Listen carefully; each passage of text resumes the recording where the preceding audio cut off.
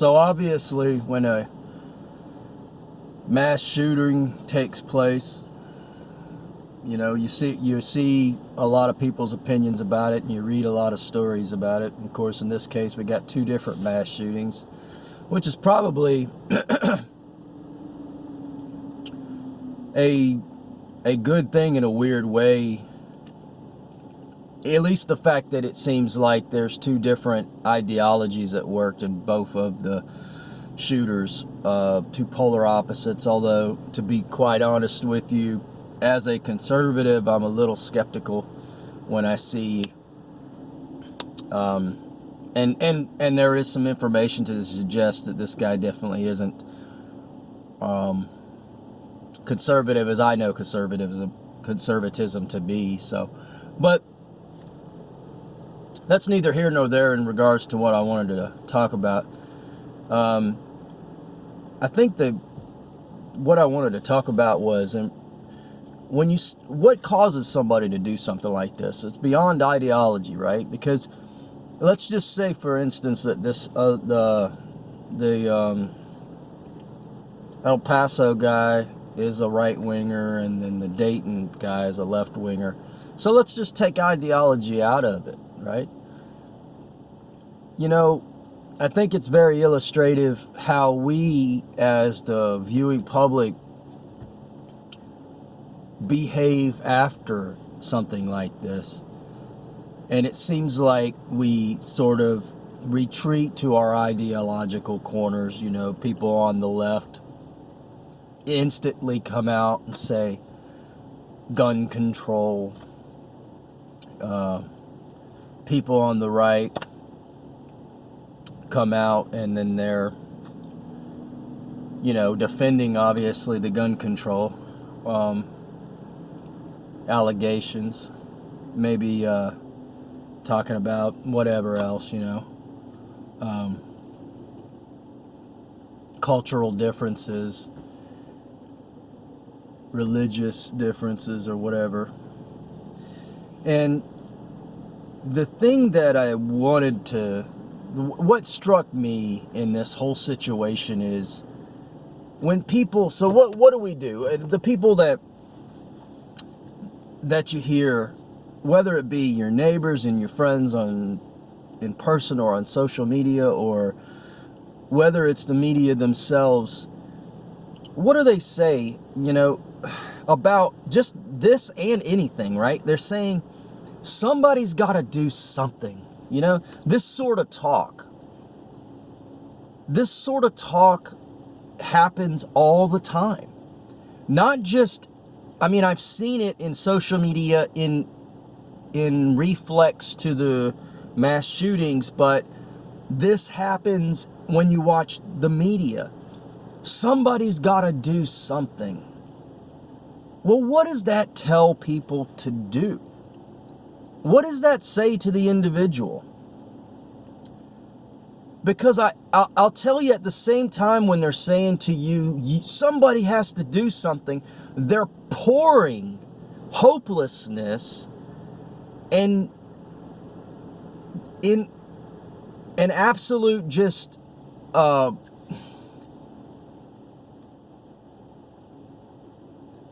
don't know, just utter hopelessness in regards to our future. And it doesn't matter what side you're on. If you're on the right, illegal aliens are going to be pouring in, and they're going to take over the nation, and the public school and the government's going to be teaching your kids to be trans, and then if you're on the left, the whole world's going to end because of climate change, and Trump is a Nazi. This whole narrative of panic frenzy that is placed on the individual via the actual media sources. Gone are the days, that if they ever were, of where you tune into the news for facts about current events. It's all so polarizing. It's also hyperbolic. Everybody is just so chicken little about everything, you know? The sky is falling or the ground is coming up. I mean, just the polar opposites of everything. And then they say, somebody's got to do something, you know? Well, what do you expect certain loose people to do? You know, it's not, and we're running around, the left runs around talking about guns. The right talks about mental issues. But what about our environment? What about our culture that preaches hopelessness and then says you have to do something about it? I mean, this is it's a weird dynamic that we have going on, and people need and then mix in the idea that nobody knows right from wrong. You know, and I talk about this in some of my other videos, and I believe it's such an important thing that we're in a culture that can't even agree on what the genders are. They've been telling us for years that they don't know, or there's no such thing as right and wrong. Your truth, my truth, and all this stuff. Look, we can have differing opinions, but that can't be one of them. I mean, it's all about perspective, and you should respect somebody's different perspective, but it's all about who has the best perspective on truth. You can't just say there's no such thing as truth. There's no such thing as right and wrong. And then tell people, you know, this whole thing that we have in our culture where we're telling our kids that scientifically they're just lucky monkeys, and then the environment is just terrible. Trump, who controls the country, is a Nazi. Everything's coming to an end, and then we act shocked when people who are, I don't know, emotionally damaged or mentally challenged or both, or on drugs, snap and do something crazy. The thing is that we have to get to a point where we know the difference between right and wrong, and we have to stand on that. And we can't isolate each other like this. I mean, I don't care. You know, I had a friend of mine say to me the other day that I was the one person he could talk to about politics. And I took that as a huge compliment, because I do really try to not make it personal. I mean, you know, if somebody on the left, if my neighbor or friend on the left says, immediately they come out, oh, gun control. And I'm like, oh my gosh, not gun control again. But I know where they're coming from. I don't think they're a bad person. I just think that the method that they want to do, the strategy is a bad strategy. I don't think they're a bad person. And I think, look how often we're pushing ourselves into these caricatures that are so vile. I mean, are there really Nazis running around? I mean, I don't know a Nazi, to be honest. I mean, who's a Nazi nowadays? Is Trump really a racist? You know, I've said this before on other videos, but it just bears repeating. He wasn't a racist. I mean, I've been familiar with Trump for a long time before he ran. I never heard anybody say he was a racist. NBC was giving him contracts. They never said he was a racist. Now he's a racist, and I don't see the evidence. And, you know, we're just... Remember, the thing we need to understand about... We have a narcissistic problem in our society. Everybody's so self-absorbed, you know? Everybody's... And it's just, we can all be capable of this. But we can't feed into it. We're isolating. Remember, the reason why somebody's a bad person if they have a different opinion is because it's different from yours. That's narcissism, you know? This idea that you can't possibly be wrong. Or most people have seen Avengers, right? You know, Thanos was the evil character, but what made Thanos a really cool character was because they brought his motivation out. And he was complex. It was a twist on, and this is an illustration. Thanos was going to kill he did. He killed half the universe, right? But he thought he was doing a good thing. This dude who killed people in El Paso, as sick and disgusting and evil as it was, in his mind, he thinks he's doing something great. This is something we need to remember. We got to stop this narcissism. We got to stop thinking that we're the ones that know everything. We have to have a perspective that says, man, I could be completely wrong about this. Let's have a conversation. Let's talk. You explain to me how I'm wrong, and maybe I'll correct myself, and then maybe I'll explain to you my position, and maybe you'll find out you're wrong, and nobody's having conversations. Everybody's yelling at each other. And I just don't see how society is going to survive unless we do this. Remember, the whole point of this is to say how helpless you are, and then somebody has to do something. Well, look, you don't have that much power to begin with, and that is something everybody understands. And so when you're told that, and you know that intuitively, and you know somebody's got to do something, these certain people will lash out because of it. What we need to be saying is this: touch the people you can touch. That can affect society greatly. Don't go kill strangers. That's stupid and evil. But that's where narcissism and hopelessness takes us.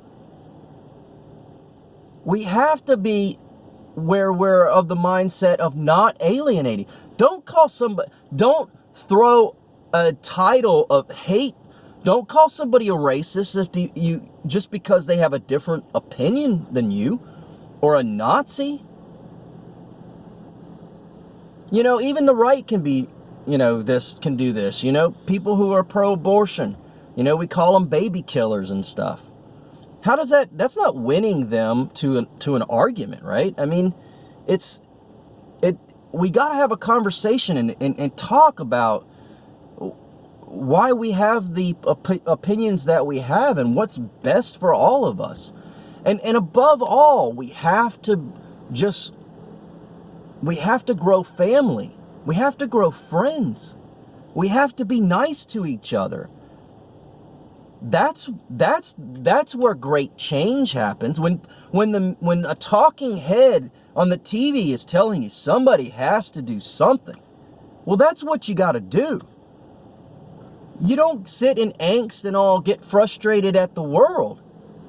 The world is an evil place, but it's a beautiful place too. It just depends on how you want to look at it. I struggle with this too. I go back and forth, but don't dwell in the negative. Think about the positive things. And as a Christian, it's hard not to see the more we're throwing off the Bible, the more we're throwing off God.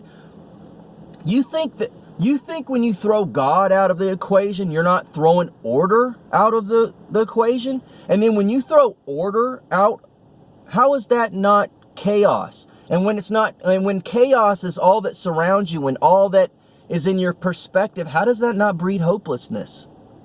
You think about it. What does somebody have to lose if there's hopelessness about, and they see some way to make change, change we can believe in? And I'm not, that was a little political overtly. Let me reel that back. But you know what I'm saying? People can't separate politics from a person. Somebody can be wrong about something. It doesn't make them a bad person. It doesn't make, Trump's in the White House, so somebody who supports him wears a red hat, and people are actually thinking it's okay to go punch him in the face for it. You see it, and it's just crazy to me, you know? I mean, right and left, we really gotta, you gotta call out your own too. You know, you can't, if you're on the left and you're not calling out people on the left for being violent, then don't talk about violence when it happens from somebody on the right all the time. Because the truth is that majority of the mass shootings and things that we see, they aren't coming from people on the right. They just aren't. And if you're on the left and you're not calling out your own, how are you going to make this change that you want to see? How can you bring about tolerance through intolerance? You can't. If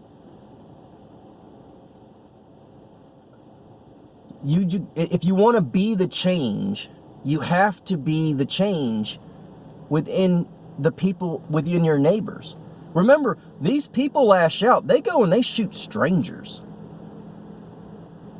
It isn't a crime of passion in the sense of the normal. This is like a new thing. I guess it's not new, but we're seeing it more and more because we're all connected on social media, right? And the media is telling you this, and the media is focusing you that way. Man, we got to stop. We got to stop letting them push our buttons like this. And obviously, you know, the reasonable, normal people aren't going to do what this guy did, but, you know, this is the canary in the coal mine. You may not run out and shoot somebody, but, I mean, maybe you got that hair trigger and you get into a fight with somebody over some opinion of a public policy or something. You're not changing anybody's mind doing that stuff. You know, you're not proving how anti-fascist you are when you run around acting like a fascist. So be good to your family. Be good to your neighbors. If you think Trump's Hitler or bad or racist, be the opposite of that. Be that example that you claim to expect. Be the change.